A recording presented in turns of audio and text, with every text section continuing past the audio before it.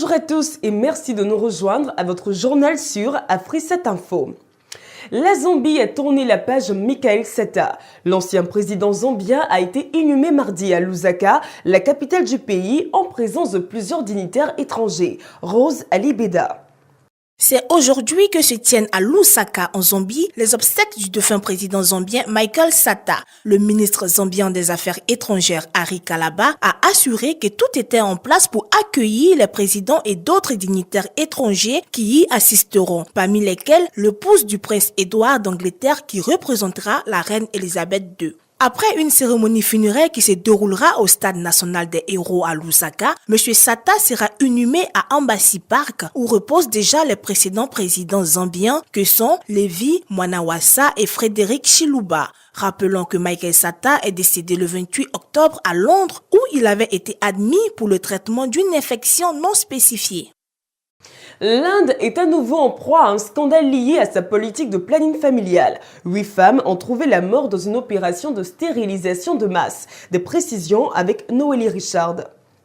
Dans le cadre d'une campagne de planning familial, la stérilisation de masse a encore fait des ravages en Inde. 8 femmes sont mortes à la suite d'une opération et une soixantaine d'autres ont dû être hospitalisées pour la plupart dans un état grave dans le centre du pays. Elles ont été 80 à être opérées samedi dans un village de l'état de Chhattisgarh, à une centaine de kilomètres de la capitale Raipur. Dans cette Inde qui compte 1,25 milliard d'habitants et qui pourrait devenir le pays le plus peuplé au monde d'ici une vingtaine d'années, des opérations massives de stérilisation sont régulièrement organisées. En échange de leur stérilité, les gouvernements locaux offrent aux couples consentants une voiture ou de l'électroménager. Les conditions des opérations laissent souvent à désirer. L'an dernier, des femmes avaient été retrouvées inconscientes dans un champ après une opération de stérilisation de masse dans un hôpital incapable d'accueillir un nombre important de patientes. Les populations de Westminster, une ville de l'État du Massachusetts aux États-Unis, ne sont plus en odeur de sainteté avec la commercialisation du tabac. Les membres de la communauté de cette ville ont déposé un projet de loi visant à en interdire la vente. Reportage.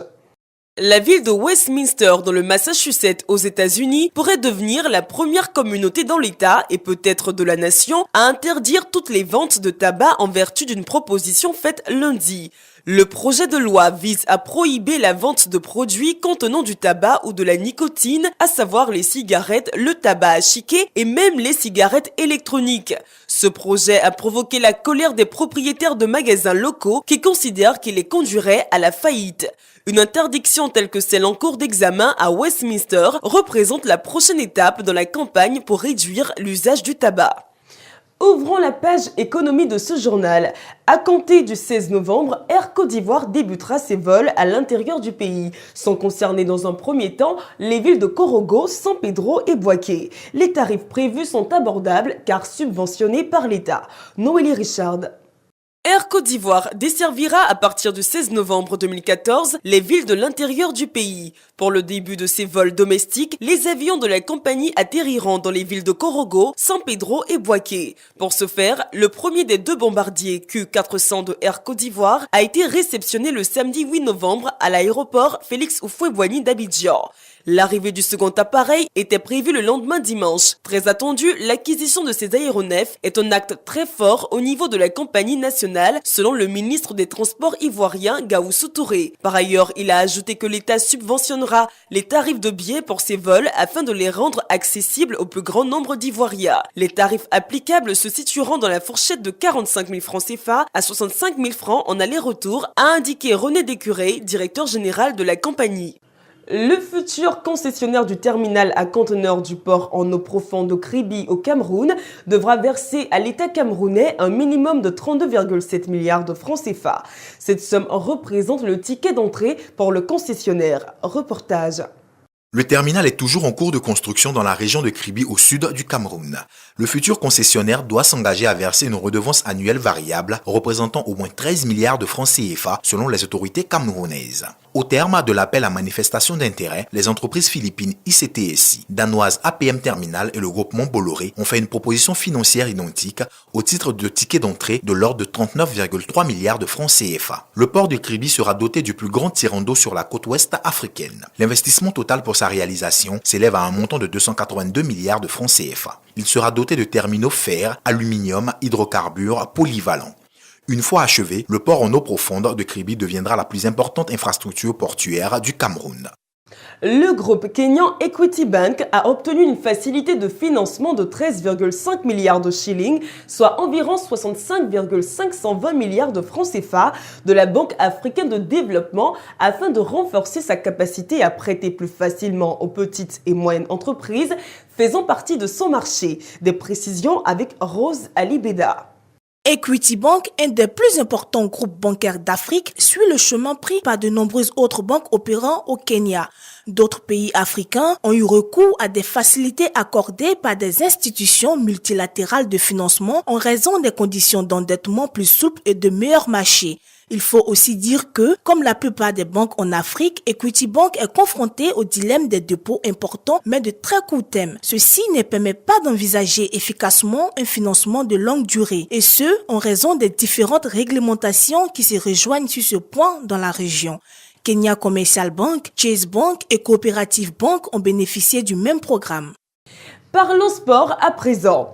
La Coupe d'Afrique des Nations ne se jouera finalement pas au Maroc. Le royaume chérifien a officiellement annoncé son refus d'accueillir la compétition sur son sol en 2015. Reportage.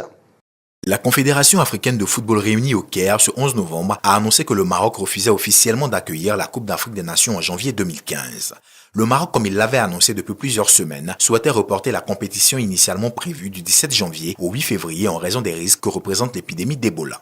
Suite à cette décision du royaume chérifien, la CAF a décidé de sévir. Les sanctions imposées par l'organe continental de régulation du football sont importantes. L'équipe du Maroc doit se retirer de la compétition. La fédération marocaine va également être sanctionnée pour non-respect des clauses réglementaires et contractuelles qui avaient été actées en avril dernier. Le pays d'accueil de la CAN 2015, qui se tiendra donc bien en janvier, doit être annoncé très prochainement. En NBA, la saison régulière bat toujours son plein. Kobe Bryant et les Lakers, en quête de leur deuxième victoire, sont en déplacement au FedEx Forum Center pour affronter les Grizzlies de Memphis. Reportage. Après leur succès dimanche dernier face à Charlotte Hornets, les Lakers seront en déplacement au FedEx Forum Center pour affronter les Grizzlies de Memphis. Motivés par leur première victoire, les Californiens auront à cœur de prendre le gain du match qui sera synonyme d'une deuxième victoire de rang. Chose qui ne sera pas facile vu le début de saison énorme des Grizzlies qui en 7 matchs n'ont concédé qu'une seule défaite. Les autres affiches de la nuit verront Orlando Magic, Toronto Raptors, Oklahoma Thunder, Milwaukee Bucks, Sacramento Kings, Dallas Mavericks, Charlotte Hornets, Portland Blazers, San Antonio Spurs, Golden State Warriors. Au tennis, le Master de Londres se poursuit. Roger Federer fait forte impression. Après avoir battu Milos Raonic à l'ouverture de la compétition, le Suisse a fait tomber avec brio le Japonais Kei Nishikori. Noélie Richard nous en dit plus. 2 jours après avoir battu Milos Raonic en 2 manches, le Suisse enchaîne avec un nouveau succès sans perdre un set. Cette fois-ci, c'est le Japonais Kei Nishikori qui fut sa victime. Celui-ci qui prétendait pourtant bousculer le Suisse était en deçà de la moyenne. Le numéro 2 mondial n'a eu besoin que d'à peine 1 heure pour se défaire du Japonais. Score final 6-2, 6-3. Le Suisse est quasiment qualifié pour les demi-finales.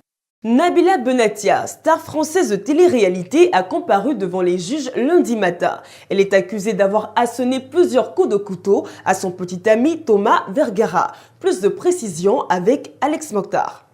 Mise en examen pour tentative d'homicide volontaire, le vendredi 6 novembre 2014, la starlette de télé-réalité Nabila Benatia est passée devant le juge ce matin. La jeune femme de 22 ans est accusée d'avoir poignardé de plusieurs coups de couteau son petit ami Thomas Vergara au thorax. Dans un premier temps, la conceptrice de la célèbre phrase « Mais allô quoi ?» affirme que Thomas et elle ont été agressés par 3 bandits alors qu'ils descendaient d'un taxi. Mise en garde à vue, elle se rétracte quelques heures plus tard devant le juge et déclare avoir agi en légitime défense.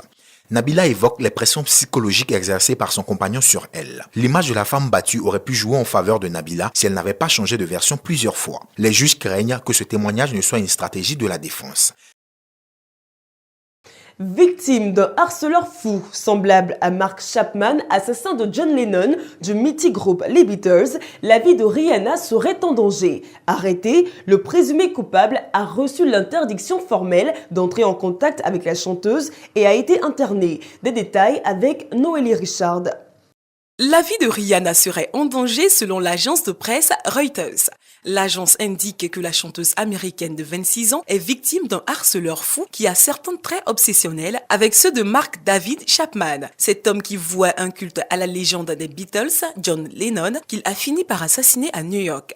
D'après le juge Orlando Marazzo, ce sans-abri de 54 ans est une bombe à retardement fixée sur la star. Il constitue une menace directe qui pourrait causer des dommages physiques ou la mort pour Rihanna et son entourage. Arrêté suite aux accusations de harcèlement, l'accusé a également reçu l'interdiction d'entrer en contact avec la chanteuse ni par courrier, ni par téléphone, ni par Internet. Il a été jugé inapte à subir un procès et a été interné dans un hôpital psychiatrique.